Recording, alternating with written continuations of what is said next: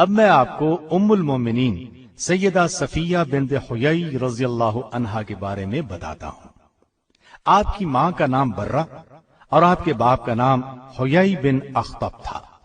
یہ سیدنا موسیٰ علیہ السلام کے بھائی سیدنا ہارون علیہ السلام کی اولاد میں سے تھا اور بنو نذیر کا سردار تھا۔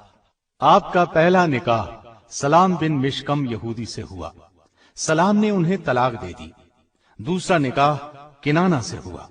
خیبر کے مشہور قلعہ القموس کا سردار تھا۔ جنگ خیبر میں مسلمانوں کا یہودیوں سے بہت سخت مقابلہ ہوا۔ کنانہ اسی جنگ میں مارا گیا۔ سیدہ صفیہ کے باپ اور بھائی بھی اس جنگ میں مارے گئے۔ خود یہ گرفتار ہوئی۔ پہلے دونوں خامندوں سے ان کے ہاں کوئی اولاد نہیں تھی۔ مسلمانوں میں مال غنیمت تقسیم ہونے لگا تو صحابی رسول دہیہ کلبی نے عرض کیا، اے اللہ کے رسول صلی اللہ علیہ وسلم، مجھے خدمت کے لیے ایک لونڈی کی ضرورت ہے۔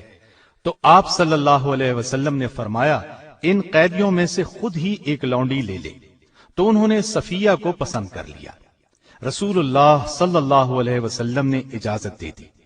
اتنے میں صحابہ رضی اللہ عنہم نے عرض کیا، اے اللہ کے رسول صلی اللہ علیہ وسلم، صفیہ حسب و نسب کے اعتبار سے اونچے خاندان سے تعلق رکھتی ہے، ان سے وہی سلوک کیا جائے جس کی یہ مستحق ہیں۔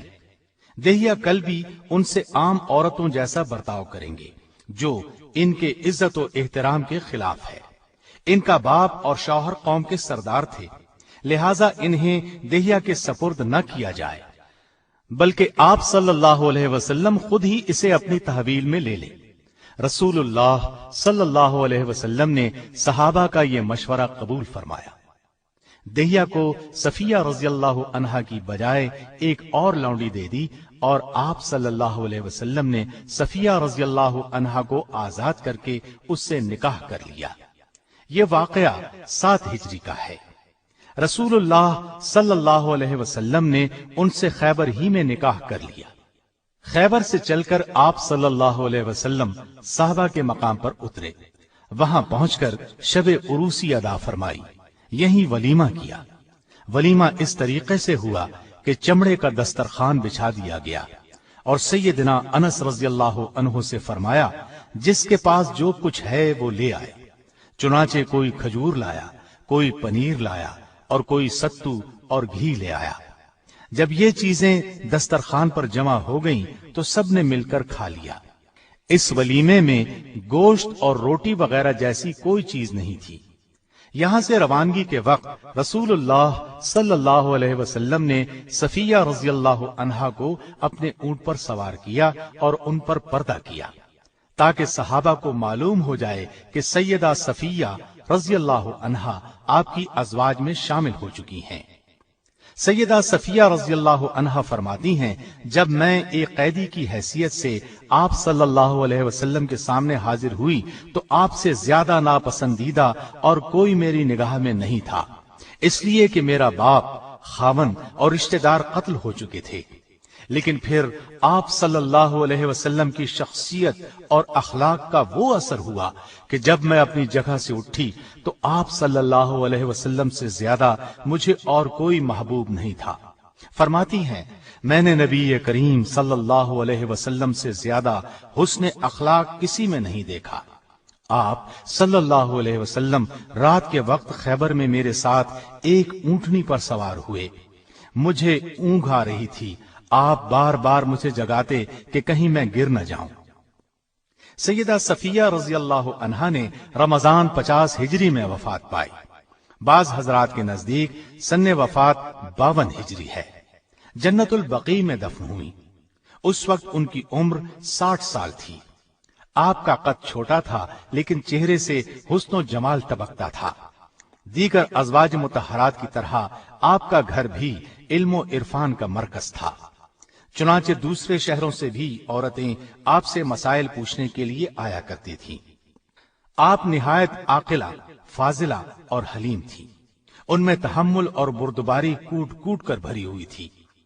ایک مرتبہ سیدہ صفیہ رضی اللہ عنہا کی ایک کنیز سیدنا عمر رضی اللہ عنہ کے پاس گئی اور کہا، سیدہ صفیہ رضی اللہ عنہا میں یہودیت کا اثر آج تک باقی ہے اور وہ یوم السبت یعنی ہفتے کے دن کو اچھا سمجھتی ہیں اور یہودیوں کے ساتھ صلہ رحمی کرتی ہیں۔ سیدنا عمر رضی اللہ عنہ نے تحقیق کے لیے ایک شخص کو بھیجا تو سیدہ صفیہ رضی اللہ عنہا نے جواب دیا، جب سے اللہ تعالیٰ نے ہمیں جمعے کا روز عطا فرمایا ہے اس وقت سے میں یوم السبت کو بالکل پسند نہیں کرتی، البتہ یہودیوں کے ساتھ صلہ رحمی کرتی ہوں کیونکہ وہ میرے رشتہ دار ہیں۔ اس کے بعد آپ نے لونڈی کو بلا کر پوچھا، تو نے میری شکایت کس کے اکسانے پر کی؟ اس نے کہا، شیطان کے اکسانے پر۔ سیدہ خاموش ہو گئی، پھر بولی، جاؤ تم آزاد ہو۔ سیدہ کو نبی کریم صلی اللہ علیہ وسلم سے نہایت محبت تھی، اپنی جان تک قربان کرنے کے لیے تیار رہتی تھی۔ جب آپ صلی اللہ علیہ وسلم کی طبیعت ناساز ہوئی تو سیدہ نے نہایت حسرت سے کہا، کاش آپ کی بیماری مجھے لگ جاتی۔ یہ کہنا تھا کہ ازواج مطہرات نے سیدہ کی طرف دیکھنا شروع کیا۔ یہ دیکھ کر رسول اللہ صلی اللہ علیہ وسلم نے فرمایا، اللہ کی قسم صفیہ سچ کہہ رہی ہے۔ مطلب یہ تھا کہ ان کے جذبات واقعی یہی ہیں۔ آپ صلی اللہ علیہ وسلم کو بھی سیدہ سے بہت محبت تھی، ہر موقع پر ان کی دلجوئی فرماتے تھے۔ آپ صلی اللہ علیہ وسلم ان کی دلجوئی کس طرح فرماتے تھے، ایک واقعے سے صاف واضح ہے۔ ایک روز نبی کریم صلی اللہ علیہ وسلم سیدہ صفیہ رضی اللہ عنہا کے پاس تشریف لے گئے، دیکھا کہ وہ رو رہی ہیں۔ آپ صلی اللہ علیہ وسلم نے دریافت فرمایا، صفیہ رو کیوں رہی ہو؟ انہوں نے کہا، عائشہ اور حفصہ مجھے چھیڑتی ہیں، کہتی ہیں ہم رسول اللہ صلی اللہ علیہ وسلم کی نظر میں زیادہ مکرم اور محترم ہیں، ہم تمام ازواج مطہرات سے افضل ہیں کیونکہ ہم آپ صلی اللہ علیہ وسلم کی رشتہ دار بھی ہیں۔ یہ سن کر نبی کریم صلی اللہ علیہ وسلم نے ارشاد فرمایا، تم نے کیوں نہ کہہ دیا کہ تم مجھ سے کیسے بہتر ہو سکتی ہو؟ میرے باپ ہارون علیہ السلام ہیں اور موسیٰ علیہ السلام میرے چچا ہیں اور محمد صلی اللہ علیہ وسلم میرے شوہر ہیں۔ آپ صلی اللہ علیہ وسلم ان کی بہت عزت کرتے تھے۔ سن 35 ہجری میں فسادیوں نے سیدنا عثمان رضی اللہ عنہ کے گھر کو گھیر لیا۔ ان دنوں میں سیدہ صفیہ رضی اللہ عنہا نے سیدنا عثمان رضی اللہ عنہ کی بہت مدد کی۔ جب سیدنا عثمان رضی اللہ عنہ کے گھر میں ضرورت کی چیزیں بھی روک دی گئیں، حتیٰ کہ پانی تک اندر نہ جانے دیا گیا، تو سیدہ صفیہ رضی اللہ عنہا اپنے خچر پر سوار ہو کر ان کے مکان کی طرف چل دی۔ آپ کا غلام کنانہ بھی ساتھ تھا۔ مالک اشتر فسادیوں کا ایک سردار راستے میں موجود تھا، اس نے آپ کے خچر کے منہ پر مارنا شروع کیا۔ سیدہ رضی اللہ عنہا نے فرمایا، رک جاؤ، مجھے واپس جانے دو، خچر کو چھوڑ دو۔ پھر گھر واپس آئیں اور سیدنا حسن بن علی رضی اللہ عنہ کو اس خدمت کے لیے مامور کیا۔ وہ ان کے ہاتھ سے سیدنا عثمان رضی اللہ عنہ کے پاس کسی نہ کسی طرح کھانا اور پانی پہنچاتے تھے۔ آپ بہت سلیقہ شیار تھی، کھانا نہایت عمدہ پکاتی تھی، نبی اکرم صلی اللہ علیہ وسلم کی خدمت میں بھیجا کرتی۔ اللہ تعالیٰ کی ان پر ہزار ہزار رحمتیں ہوں۔